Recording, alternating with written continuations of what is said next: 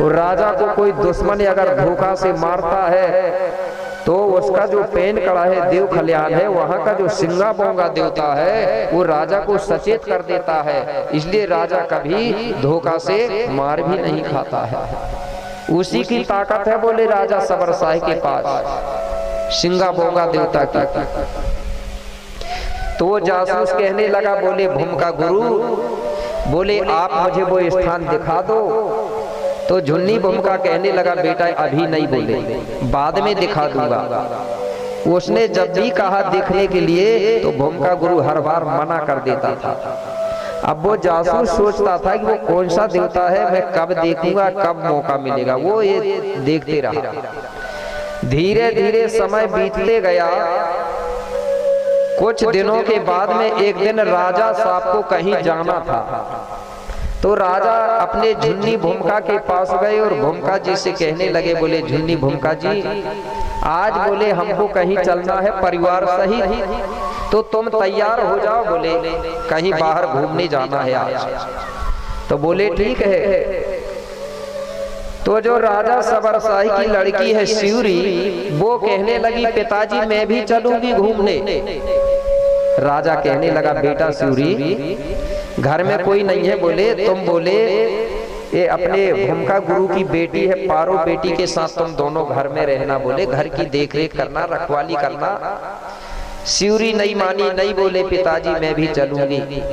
तो पिताजी कहने लगे, राजा साहब बोले ठीक है तो बेटा चलो, लेकिन घर में किसको छोड़ेंगे, बोले घर को कौन देखेगा। तो बोले पारो जी देख लेगी, बोले जो झुन्नी भूमिका है उसकी जो बेटी थी पारो बेटी, वो रहेगी बोले घर। बोले वो अकेली नहीं रह पाएगी, तो बोले ये जो है ना वो जो लड़का था जासूस जो भेजा था उसके साथ रह लेगी, बोले। तो राजा बोला ठीक है। तो राजा ने क्या किया, पारो बेटी और वही जासूस को घर में छोड़ दिया। बोले तुम घर देखना, बोले हम कहीं जा रहे हैं। अब ये राजा पूरे परिवार सहित घर से निकले और घूमने के लिए चले गए। अब घर में कौन है, पारो बेटी और उसके साथ में वही आर्य जासूस जिसको आर्य लोगों ने भेजा था। अब वो जासूस घर में था। जैसे ही वो बाहर निकले तो जासूस ने सोचा कि आज ही मौका है अच्छा, क्योंकि अब अकेली है पारो बिटिया। तो आर्य जासूस क्या करता है, वो पारो बेटी से कहने लगा, बोले पारो जी मैं आपसे कुछ पूछना चाहता हूँ। बोले क्या, बोले पहले आप बताओ, बोले मुझे बताओगी का नहीं बताओगी, बोले आप पूछो तो बोले क्या है, नहीं बोले आप पहले बताओ, बोले बताओगी नहीं, बोले तभी पूछूंगा। तो पारो बिटिया कहने लगी अगर मुझे पता होगा तो बता दूंगी। तो जासूस कहने लगा, बोले पारो जी तुम ये बताओ, बोले कि तुम्हारे जो राजा साहब है वो तुम्हारे पिताजी के साथ, वो पुजारी के साथ शाम सुबह बोले घर से बाहर कहाँ जाते हैं, बोले। पारो बेटी कहने लगी, वो तो बोले सिंगा बोंगा देवता की पूजा करने जाते हैं, बोले। तो बोले वो कौन सा देवता है, बोले उसी देवता की शक्ति से हमारे जो राजा साहब है, बोले वो कभी युद्ध में पराजित नहीं होते, बोले इतने वो रक्षा करते हैं, बोले वो देवता। तो बोले पारो जी आप मुझे बोले वो स्थान बता दो, बोले चल के, बोले। पारो बेटी कहने लगे, बोले हम दूसरे लोगों को नहीं बताते स्थान, बोले क्योंकि तुम अभी नए नए हो, अनजान हो, बोले। तो वो कहने लगा नहीं, बोले जी बोले मुझे वो स्थान देखने का बड़ा शौक है, बोले मेरी बड़ी इच्छा हो रही है, बोले तुम कैसे भी करके बोले मुझे वो स्थान दिखा दो, बोले। जब बार बार वो कहने लगा तो पारो बेटी कहने लगी, भैया बोले एक काम है, बोले मेरी एक बात है, एक शर्त है, बोले तुम मेरी शर्त को मानने को तैयार हो, बोले तो मैं बता दूंगी, बोले मान लूंगा, कौन सी शर्त है, बोले। तो पारो बेटी कहने लगी, भैया तुमको मैं वो स्थान रख लूंगी, वो जंगल में है, बोले यहाँ से बहुत दूर है, तो तुमको ले जाऊंगी तब, बोले जब तुम्हारे आंखों में कपड़ा से पट्टी बांधूंगी, बोले आंख बंद करके ले जाऊंगी बोले, और हाथ पकड़ लूंगी, तुम वहां चलना बोले। जैसे ही वहां पहुंचोगे तो मैं तुम्हारी आंखों से पट्टी छोड़ दूंगी, तुम दर्शन कर लेना, और जब वापिस होने लगेंगे तो फिर तुम्हारे आंख में पट्टी बांध दूंगी और घर हाथ पकड़ के लाऊंगी बोले। अगर ये बात मानने को तैयार हो तो रख लूंगी, और नहीं मानोगी तो नहीं रख लूंगी बोले। अब वो जासूस सोचने लगा, अगर ये पारो जीजी मेरे आंख में पट्टी बांध के ले जाएगी तो मुझे तो समझ ही नहीं आएगा रास्ता की कौन सी रास्ता से गया था, कहां से गया था, मुझे तो पता ही नहीं रहेगा। तो वो मन ही मन में सोचने लगा कि एक काम करता हूँ, अभी तो हाँ कह दूं बोले। तो उसने जासूस ने बोले, पारो जीजी मैं तैयार हूँ बोले, तुम जैसा कहो वैसे करूंगा, लेकिन बोले मुझे वो स्थान दिखा दो, वो थाना दिखा दो। बोले ठीक है।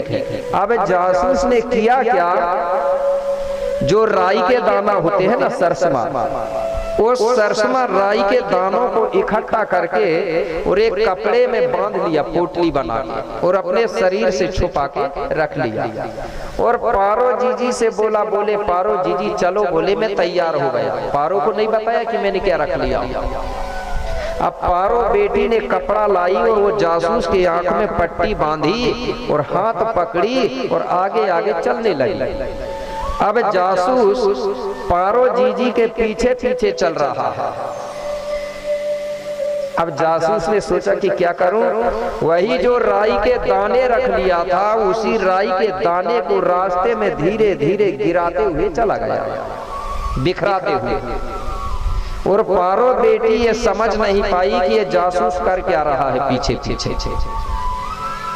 अब धीरे धीरे जब ये वहां पहुंचे तो पारो बेटी ने उसके आंख से पट्टी खोल दिया।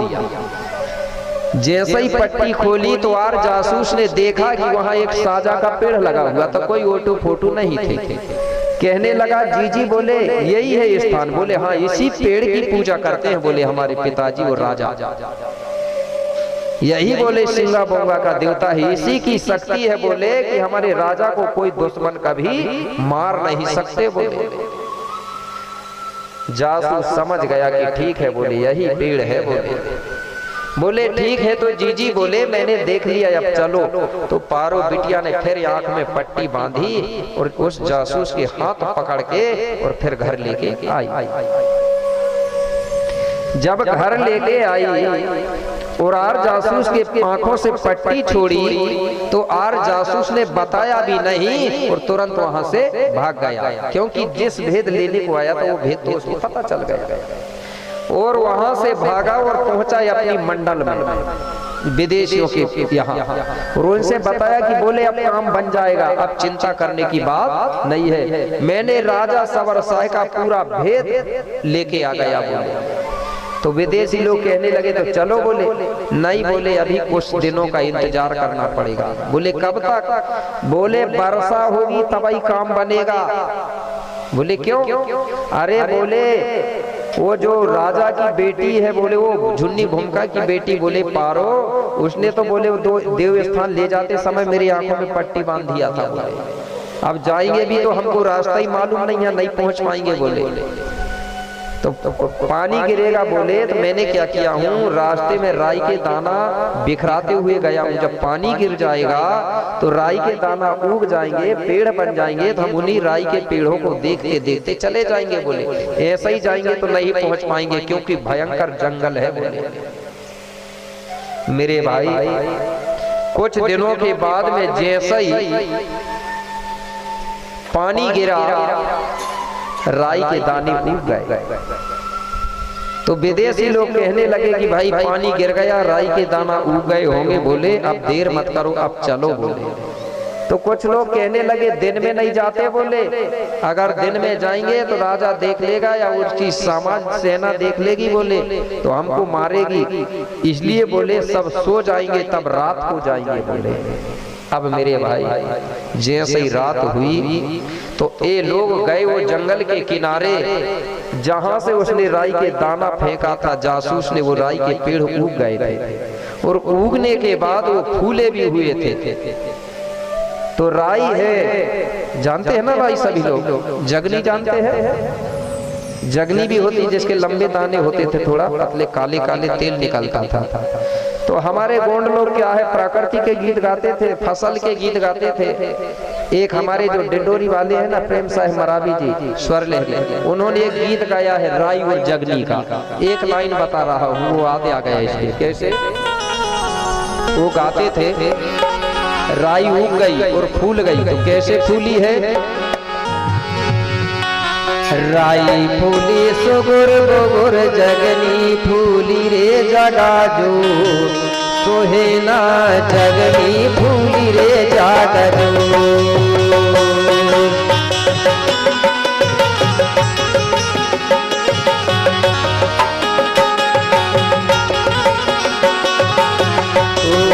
राई फूले सुगुर गोगुर जगनी फूली रे जगा जो, सोहेना जगनी फूली रे जागा जो।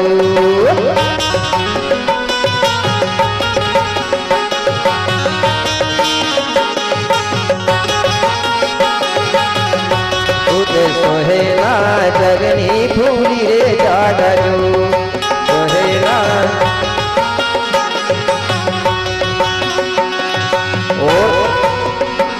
और कहते थे क्या, एक दिन राजा मारू बोलो सुन ले रानी ढोला, ओ सुन ले रानी ढोला।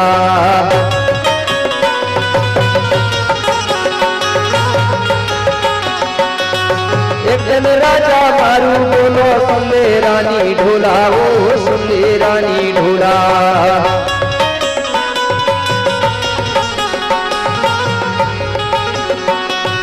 चलते रे मायके थे चाहे जल्दी बना ले ढोला, ओ जल्दी बना ले ढोला।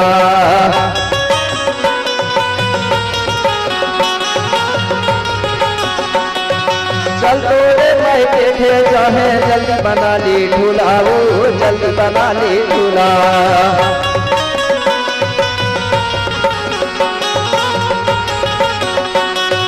रानी साजत झकाझूर, सोहेना रानी साजी रे झाकाझूर।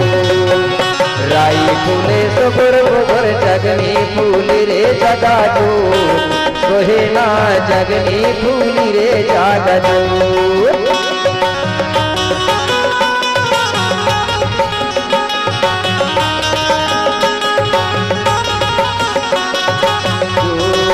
सोहेना जगनी फूली रे जागाजू, सोहेना जगनी फूली रे जागाजू, सोहेना जगनी फूली रे जागाजू, सोहेना जगनी फूली रे जागाजू। मतलब राई फूल गई। अब ये विदेशी लोग जैसे ही वहां पहुंचे तो पेड़ उगे हुए थे और वो राई फूल भी गई। कहने लगे, बोले ये पेड़ों को देखते हुए चलना है। अब ये सब लोग वह राई के पेड़ों को देखते हुए धीरे धीरे चलते चलते जंगल के अंदर पहुंचे और कुछ समय के बाद में जहां वो साज का पेड़ लगा हुआ था वहां पहुंच गए। जासूस कहने लगा, यही पेड़ है साजा का पेड़, इसी की पूजा करता है वो राजा। यही पेड़ जो है बोले राजा को सचेत करता है, चिल्ला देता है, तो राजा को कोई धोखा से मार नहीं पाता। सभी विदेशी कहने लगे, एक काम करो, ये जो राजा का जो ठाना बाना है ये पेड़ है, इसको काट के गिरा दो, नष्ट भ्रष्ट कर दो, तो राजा को बचाने वाला फिर कोई नहीं रहेगा। इन लोगों ने धोखा देके उस पेड़ को काट करके गिरा दिए। जैसे ही ये पेड़ काट कर गिराते हैं, वो पेड़ गिरते समय इतनी तेज आवाज किया कि वो आवाज अंगाकोट गणराज्य पहुंची। राजा सो रहा था, राजा के कान में जब आवाज पड़ी तो राजा घबरा करके उठ गया। राजा को शंका होने लगी, अपनी जो सेना है प्रजा से कहने लगा कि मुझे ऐसा लग रहा है कि कोई दुष्टों ने बोले हमारे देवठान को मिटा दिया, नष्ट भ्रष्ट कर दिया, तैयार हो जाओ, बोले जल्दी चल के देखना है। राजा ने अपनी प्रजा अपनी सेना को तुरंत उठाया और वहां से चल करके वहां देवठाना पहुंचा जहां साजा का पेड़ था। तो जाके देखे मेरे भाई, तो साजा को पेड़ को विदेशियों ने काट के गिरा दिए थे और साइड आजू बाजू छुप गए थे। अब ये लोग ढूंढने लगे कि किसने काटा है, किसने मिटाया है। मेरे भाई इनको विदेशी वहां मिल गए। तो इन लोगों ने उन विदेशियों को इतना मारा कि विदेशी लोग अपनी जान बचा करके वहां से भागे। अब राजा ने सोचा कि विदेशी लोग अब भाग गए, रात का समय था। सबसे कहने लगा, बोले वो लोग भाग गए, बोले अब एक काम करो, चलो। बोले अब सब राजा अपनी समाज सहित, प्रजा सहित, सेना सहित लौट करके आया और सबके साथ एक साथ गांव में आके सो गए। रात का समय था। अब विदेशी लोग उधर फिर इकट्ठे हो गए रात ही को और कहने लगे कि अब राजा बोले जाके सो गया होगा। बोले अब राजा को जगाने वाला अब कोई नहीं है। बोले क्योंकि जो जगाता था उसको तो काट के गिरा दिए। अब बोले अब रात को ही चल के बोले राजा को सोए हुए में बोले हम धोखा दे के मार डालेंगे। बोले ये विदेशी लोग मेरे भाई रात्रि के समय वही अंगाकोट नगर में प्रवेश करते हैं। तो राजा अपनी समस्त सेना, समस्त प्रजा के साथ सोया हुआ था। तो ये विदेशियों ने जाकर के राजा को और प्रजा को सोए हुए में हथियार मार करके, तलवार मार करके और राजा को और उसकी सेना को सबको धोखा देके काट डालते हैं, मार डाला। और मारने के बाद सभी विदेशी लोग वहां से भाग गए।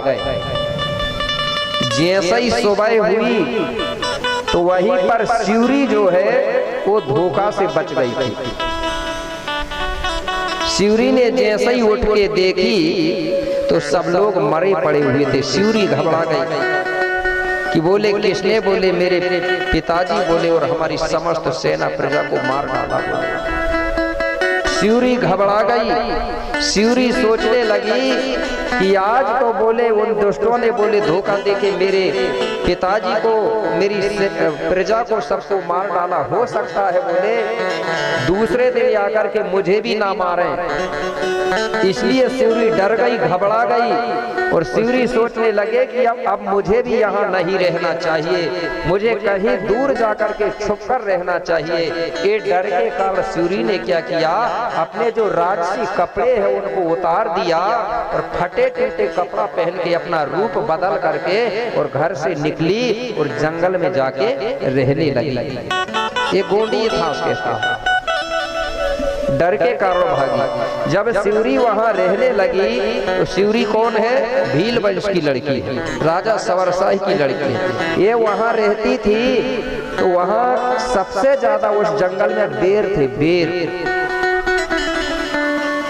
उस बेरों को खाती थी और अपना समय बिताती थी। तो वही सिउरी के पास से बताते हैं कि वही राजा दशरथ के बेटा आ गए। राजा दशरथ के बेटा जो राम लक्ष्मण है उनको गोंडी भाषा नहीं आती थी और सिउरी को गोंडी भाषा आती थी। रामायण में भी लिखा ना, वो चौपाई में थोड़ा सा एक शब्द आया है, तिंदा करके आया है। तिंदा मतलब होता खाना, खिलाने के लिए बोलते हैं खाना। तिंदा मतलब खाना खा लो। तो गोंडी मत कहता है कि वो जूठे बेर क्यों खाए, क्योंकि उनका मतलब ये था कि अगर हम सिउरी के जूठे बेर खाएंगे और गोंडी भाषा सीखेंगे तो हमको जल्दी भाषा याद होगा। आज भी हमारे समाज में चलता है कि जो जिसका जूठा खाता है उसके गुण जल्दी उसके पास जाते हैं। कारण ये था, इसलिए वो जानबूझ के ही जूठे बेर खाते थे। क्योंकि जो जो दक्षिण क्षेत्र में जाते थे राम लक्ष्मण, उनको गोंडी भाषा वाले ही लोग मिलते थे। तो वो सोचते थे कि जब हम गोंडी जानेंगे नहीं तो यहाँ के गोंड लोगों से हम बात कैसे करेंगे। तो वहां रहकर के इन लोगों ने गोंडी भाषा का अध्ययन किया। तो अब बताइए गुरु कौन कहलाएगा? कौन कहलाएगा गुरु? सिउरी कहलाएगी या नहीं कहलाएगी? लेकिन लोगों ने उल्टा किया। सिउरी गोंड भील वंश की लड़की है और आज भी दुनिया में जिसने भी जो कुछ सीखा है तो गोंडों से ही सीखा है। गोंडों का जो गुरु है वो प्रकृति है कि नहीं? है ना प्रकृति। प्रकृति को देख के गोंड लोग कुछ भी सीख लेते हैं और गोंडों ने फिर दुनिया के सब लोगों को सिखाया।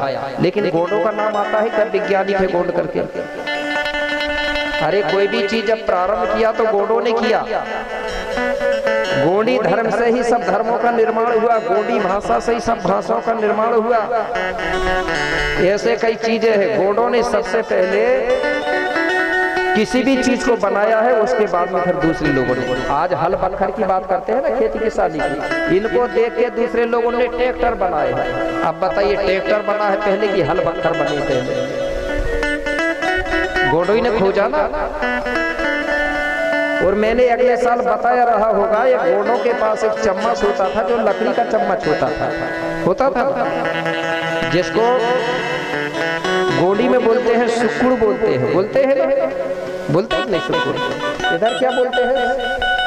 चटुआ बोलते हैं ना। चटुआ हमारे इधर भी बोलते हैं, कुछ लोग चटुआ भी बोलते हैं। ये लकड़ी का होता था, उसी की नकल करके अब चम्मच बनी है कि नहीं चम्मच? तो अब बताइए चटुआ है सुरुका का चम्मच है, चटुआ है। तो चटुआ उनका बाप है कि नहीं? उनको किसने बनाया? गोंड लोगों ने। अब चल गई चम्मच, इसलिए तो सब लोग बन गए चम्मच। और जहां चम्मच पड़ जाए तो खाली कर देती बर्तन को। और यही काम आज सारे लोग कर रहे हैं। इसलिए किसी ने कहा है, वो याद आ गई मुझे, गोंडी धर्म के है गमछा पीले, है ना? है कि नहीं है? गुस्सा मत होना, ये बात सही है। कुछ गोंड लोग हैं ऐसे, इसलिए तो आगे बढ़े। तो जिसको आज पालीगढ़ कहा जाता है, वो पहले पालीगढ़ कहा जाता था, उसका नाम आज बदल दिया गया है। उसका नाम रख दिया गया है रामायण में पंपापुर। पंपापुर को किस नाम से जानते थे पहले? पालीगढ़। और पालीगढ़ में किसका राज्य चलता था? बाली और सुग्रीव का। ये बाली और सुग्रीव कौन है? ये भी गोंड समाज के हैं, लेकिन इनका चित्र बदल दिया गया है। इनके पीछे पूंछ लगा दिया गया है। बात अंतर ये हो गया है, पूंछ नहीं थी बाली सुग्रीव की, ठीक है ना? इस पर लिखा है पालीगढ़ के राजा बाली सुग्रीव नाम। और ये किसके पुजारी थे?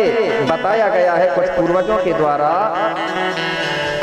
चौपाई है, कैसे? एक चौपाई बता दे रहा हूं, किसकी पूजा करने वाले थे ये लोग? सालो साजो की अटाले पुजारी,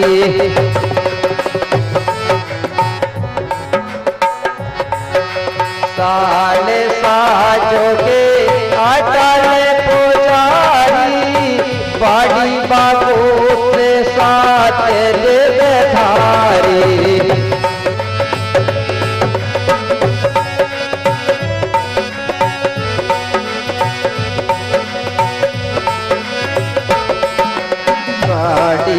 गोत्र सातो देवे धारे,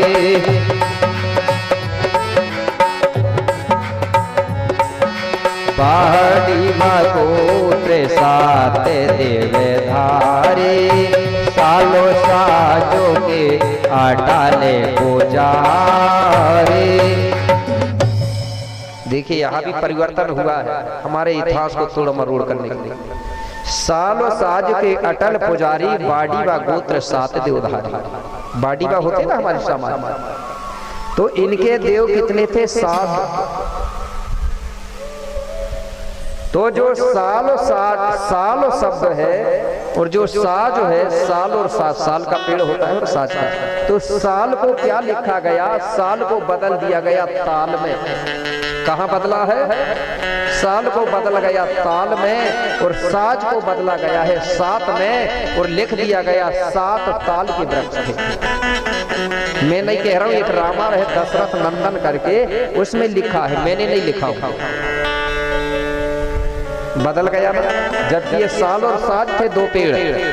कौन से पेड़ थे? साल और साज। इनकी पूजा कौन करते थे? बाली और सुग्रीव। इन्हीं की पूजा सेवा करने से बाली के पास इतना ताकत था, बोलते हैं कि बाली अगर कोई दुश्मन से युद्ध करता था तो दुश्मन का आधा ताकत बाली के पास आ जाता था। तो इनको पता चल गया, और बताया किसने? बताया किसने भाई? बाली का भाई ने बताया ना। किसको बताया? राम लक्ष्मण को, कि बोले मेरा बाली भाई को तुम मार नहीं पाओगे, क्योंकि मेरा बाली भाई साल और साज का पुजारी है। तो भेद बता दिया। तो जैसे ही इनको भेद बताया तो इन लोगों ने क्या किया, साल और साज के पेड़ को भी जैसे राजा सबर साई के देव खाना को मिटाए ना, इसी प्रकार बाली के साल और साज का पेड़ जहां था उसको इन लोगों ने काट के गिरा दिया। इसके बाद बाली को इन लोगों ने मारे। अगर ये सुग्रीव भेद नहीं बताता तो बाली मरता क्या? नहीं मरता ना। फिर जब ये लोग आगे बढ़े तो फिर भी यही हुआ कि नहीं हुआ? जब ये लोग आगे बढ़े, जब लंका कोटगढ़ राज्य पहुंचे तो रावण को भी ये लोग नहीं मार पाते, लेकिन फिर भेद किसने बताया? रावण को मरवाने के लिए रावण राजा को। फिर उसी का भाई विभीषण ने बताया कि नहीं बताया? कि मेरे जो राजा रावण भाई है उनको कोई मार नहीं सकता। अगर उसको मारना है तो उनके जो गुरु हैं, बाबा राजा रावण का गुरु कौन था? बाबा शंभू। बोले उनका जो गुरु है उनके पास 5 अमोघ शास्त्र है, बाण है, उनसे ही राजा रावण मरेगा, नहीं तो कोई मार नहीं पाएगा। तो उन लोगों ने क्या किया, बाबा का रूप धारण करके राम लक्ष्मण बाबा शंभू के यहाँ गए। उस समय बाबा शंभू वहां नहीं था। बाबा शंभू की पत्नी मतलब जो पार्वती है, पार्वती से इन लोगों ने धोखा देके वो बाण मांग के ले आया और वही बाण लेके राजा रावण से युद्ध करने गए। इधर से बाबा शंभू आए और जैसे ही घर में देखे कि यहाँ जो बाण रखे थे वो कहाँ गए, तो पार्वती क्या बोली? बोले बाबा 2 छोटे छोटे कोई तपस्वी बाबा लोग आए थे, उन्होंने कुछ समय के लिए मांग के ले गए हैं दान में। बोले बाबा शंभू समझ गया कि वही हो सकते हैं राम लक्ष्मण, उन्हीं ने ले गए हैं बाण मांग के। हो सकता है ये लोग अभी मेरे शिष्य राजा रावण को मार डालेंगे। तो बाबा शंभू तुरंत अपने चेला की तरफ से युद्ध करने के लिए जाने लगा। पार्वती क्या बोली? बोली बाबा मैं बहुत देर से तुम्हारे लिए भांग घोंट घोंट के रखी हूँ, बोले थोड़ी सी भांग खा लो फिर चले जाना। बाबा शंभू कहने लगा नहीं बोले पार्वती देर हो जाएगी, उधर युद्ध हो जाएगा, मेरा चेला मारा जाएगा। बोले क्योंकि उन लोगों ने बाण तो ले जा लिए, इले बोले बाद में खा लूंगा। लेकिन महिलाओं की हट जबरदस्त होती है, वो नहीं मानती अगर कोई चीज करने लगे। नहीं मानी जबरदस्ती, थोड़ी सी पी लो। बाबा शंभू वो भांग के चक्कर में लौटे और थोड़ी सी भांग जैसे ही खाए तो बाबा शंभू को तो नशा आ गई, भूल भाल गए नहीं। उधर राम के द्वारा वो बाणों से राजा रावण को मारा गया।